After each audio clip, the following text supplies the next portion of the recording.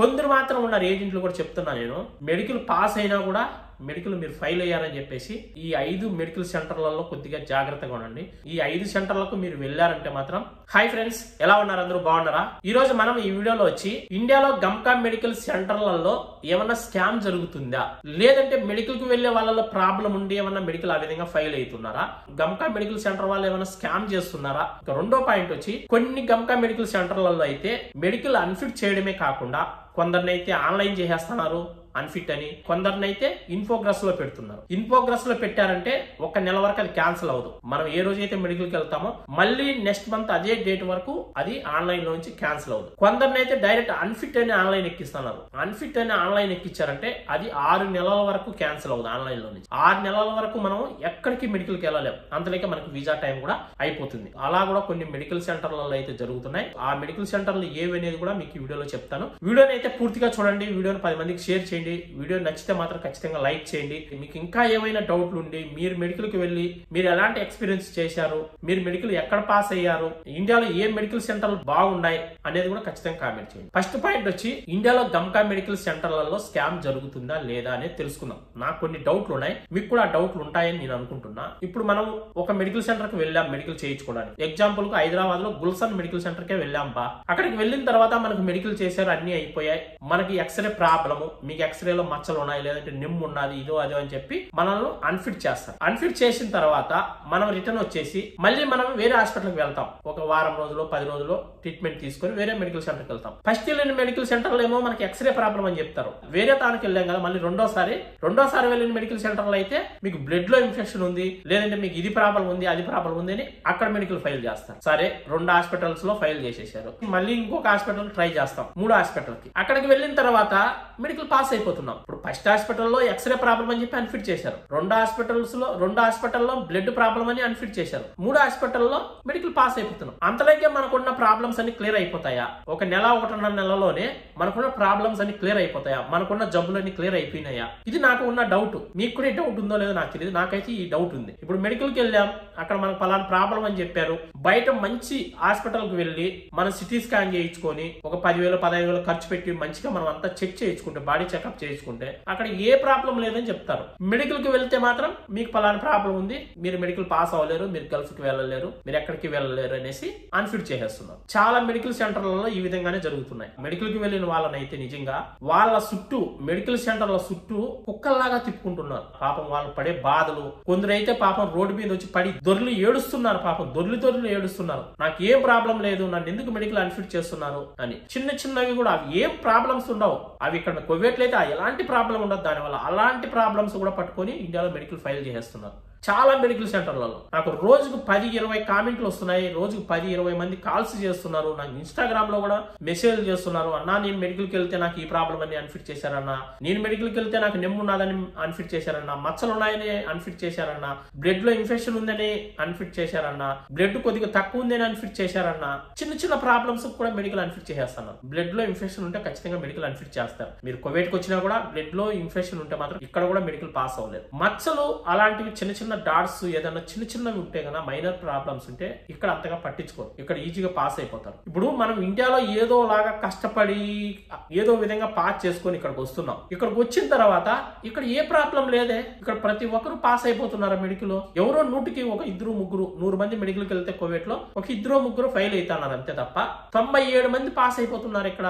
అదే ఇండియాలో ఒక హాస్పిటల్ కు 100 మంది మెడికల్ కి వెళ్తే వాళ్ళలో 10 మంది మెడికల్ పాస్ అయితే 90 మంది మెడికల్ ఫెయిల్ అయిపోతున్నారే. 90 మందికి ప్రాబ్లమ్స్ ఉన్నాయా? 90 మందికి జబ్బులు ఉన్నాయా? నాకు ఇదే అర్థం అవడం లేదు. ఎందుకు ఈ విధంగా జరుగుతుంది ఇండియాలో గమ్కా మెడికల్ సెంటర్లలో? నాకైతే ఏం అర్థం కాలేదు. ఇప్పుడు కువైట్ లో నువ్వు 5 సంవత్సరాలు పనిచేసి ఇక్కడ నుంచి నువ్వు ఇండియాకి వెళ్ళిపోయి కొత్త వీసా పైన మళ్ళీ రావాలనుకుంటే, వీసా వచ్చిన తర్వాత నువ్వు మెడికల్ కి వెళ్ళావంటే ఫైల్ అయిపోతున్నావు. ఏం ప్రాబ్లం ఉందో ఏమో తెలియడం లేదు, ఫైల్ చేసేస్తున్నారు. పెద్ద హాస్పిటల్స్ కి వెళ్ళి బయట ప్రైవేట్ హాస్పిటల్లో చూపించుకుంటే మీకు ఏం ప్రాబ్లం లేదంటారు.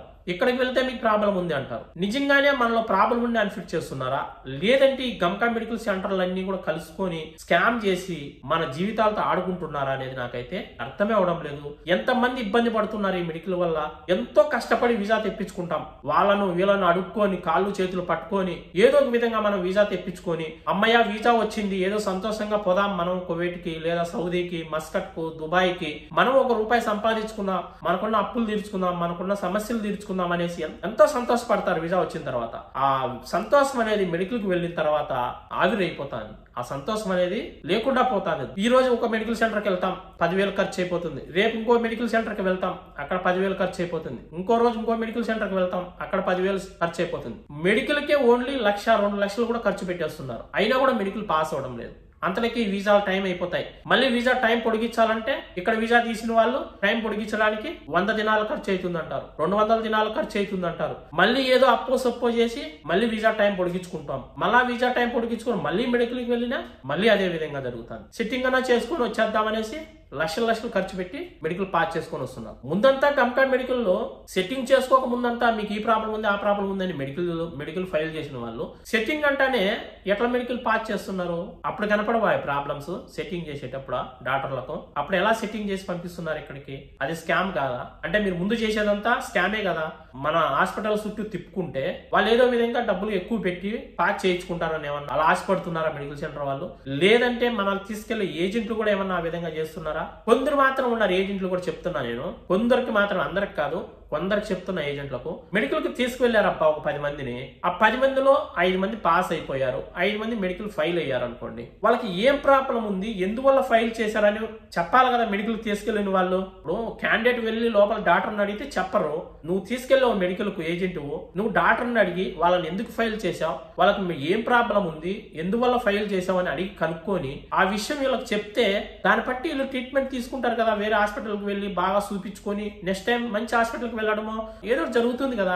అది కూడా చెప్పరు కొందరు ఏజెంట్లు అయితే. ఇంటికి వెళ్ళిన తర్వాత చెప్తా ఇంకా రిజల్ట్ రాలేదని చెప్పడము, ఇంటికి వెళ్ళి ఫోన్ చేస్తే నెక్స్ట్ డే మీరు మెడికల్ ఫైల్ అయిపోయారు అని చెప్పడం. ఎందుకు ఫైల్ అయ్యారంటే ఎక్స్రే ప్రాబ్లము, ఇది ప్రాబ్లం, అది ప్రాబ్లం అని అబద్ధం చెప్పేస్తారు. ఎగ్జాక్ట్ గా పలానా ప్రాబ్లం వల్ల నువ్వు మెడికల్ ఫైల్ అయ్యావు అని మాత్రం చెప్పరు. ఆ విధంగా కూడా కొందరు ఏజెంట్లు చేస్తున్నారు. ఇంకా కొందరు ఏజెంట్లు ఉన్నారు మెడికల్ పాస్ అయినా కూడా మెడికల్ మీరు ఫైల్ అయ్యారని చెప్పేసి వాళ్ళ దగ్గర 10,000 20,000 డబ్బులు ఎక్స్ట్రా తీసుకొని ఒక 2 గంటలు 3 గంటల తర్వాత మీరు మెడికల్ పాస్ అయ్యారని మళ్ళీ చెప్తారు. అట్లా కూడా కొందరు చేస్తున్నారు. ఈ విధంగా కూడా కొందరు ఏజెంట్లు అయితే చేస్తున్నారు. హాస్పిటల్స్ వాళ్ళు స్కామ్, ఏజెంట్లు స్కామ్, ఇలా మధ్యలో క్యాండిడేట్ నలిగిపోయి ఏదో విధంగా డబ్బులు తెచ్చి అప్పో సొప్పో చేసి ఆ మెడికల్ కే సగం డబ్బులు తగలబెట్టేస్తాం మనం. అంత దారుణంగా ఉంది ఇండియాలో మెడికల్ పాస్ అవడం అనేది. రెండో పాయింట్, కొన్ని మెడికల్ సెంటర్లలో మెడికల్ ఫైల్ చేయడమే కాకుండా ఆన్లైన్ చేసేస్తున్నారు. అలాంటి మెడికల్ సెంటర్లు ఏవి అనేది కూడా చెప్తా చూడండి. ముఖ్యంగా హైదరాబాద్ లోని ఇలా జరుగుతున్నాయి, ఎక్కడా జరగడం లేదు. హైదరాబాద్ లో వచ్చి గుల్షన్, SL, SK, ప్రీతి, హైదరాబాద్ డయాగ్నోస్టిక్ సెంటర్, ఈ మెడికల్ సెంటర్లకు కన్నా మీరు వెళ్ళారంటే, మీరు మెడికల్ ఫైల్ అయ్యారంటే కన్నా 90% మిమ్మల్ని ఆన్లైన్ చేస్తారు. అంటే కొందరిని ఇన్ ప్రోగ్రెస్ లో పెడతారు, కొందరిని డైరెక్ట్ అన్ఫిట్ అని ఆన్లైన్ ఎక్కిచ్చేస్తారు. ఆ విధంగా ఎక్కిచ్చారనుకోండి, అన్ఫిట్ అని డైరెక్ట్ ఆన్లైన్ ఎక్కిస్తే 6 months వరకు అది ఆన్లైన్ లోంచి క్యాన్సిల్ అవుతుంది. ఇన్ ప్రోగ్రెస్ లో పెట్టారంటే 1 నెల వరకు క్యాన్సిల్ అవుతుంది.